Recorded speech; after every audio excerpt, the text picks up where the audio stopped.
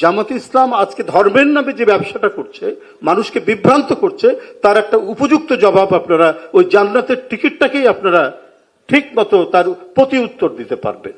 ঠিক সে জিনিসটা এখন জামাতে ইসলাম করছে, অর্থাৎ তারা ইউরোপের মধ্যযুগকে, অন্ধকার যুগকে ফিরিয়ে নিয়ে আসতে চাচ্ছে। ওই যে ইউরোপের যে ইন্ডালজেন্স, ইউরোপের যে পাপ মোচনের যে ঘটনাটি, যে পাপ মোচন হয়ে যাবে যদি পাদ্রী সাহেবের বা পোপের একটা চিঠি পাওয়া যায়, তাহলে সরাসরি স্বর্গে চলে যাবে, তার অনেক পাপ, সেখান থেকে কিছু পাপ কমে যাবে। ঠিক সে জিনিসটা এখন জামাত ইসলাম করছে, অর্থাৎ তারা ইউরোপের মধ্যযুগকে, অন্ধকার যুগকে ফিরিয়ে নিয়ে আসতে চাচ্ছে। এটা যদি আপনাদের একটু ইউরোপের ইতিহাস পড়া থাকে, তাহলে আপনারা জিনিসগুলোকে ভালো করে আপনারা বলতে পারবেন। এটা আপনারা মানে আপনাদের এই জিনিসটা জানা থাকলে, আপনারা নিশ্চয়ই তো ইউনিভার্সিটিতে পড়েন, কলেজে পড়েন, তো এটা জানলে পরে জামাতে ইসলাম আজকে ধর্মের নামে যে ব্যবসাটা করছে, মানুষকে বিভ্রান্ত করছে, তার একটা উপযুক্ত জবাব আপনারা ওই জান্নাতের টিকিটটাকেই আপনারা। ওদের স্বপ্ন পূরণে পাশে থাকতে পেরে আমরা গর্বিত। ঠিক মতো তার প্রতি উত্তর দিতে পারবেন।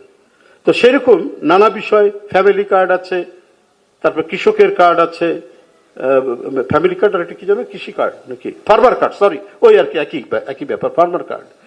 এই সমস্ত বিষয় নিয়ে আমাদের বিশেষজ্ঞরা বলবেন এবং অত্যন্ত সহজবোধ্যভাবে তারা কথা বলবেন। আপনাদেরকে দেওয়া হয়েছে, কাগজ কলম দেওয়া হয়েছে, প্রয়োজনে আপনারা সেটা টুকে নেবেন, টুকে নিয়ে আপনারা সেটা হৃদয়ঙ্গম করবেন এবং সেটা আপনারা সাধারণ মানুষের কাছে আপনারা সেটা যাবেন। এখন আপনারা বলবেন যে নির্বাচন, আমরা তো ছাত্র রাজনীতি করি, তো আমাদের কি দরকার?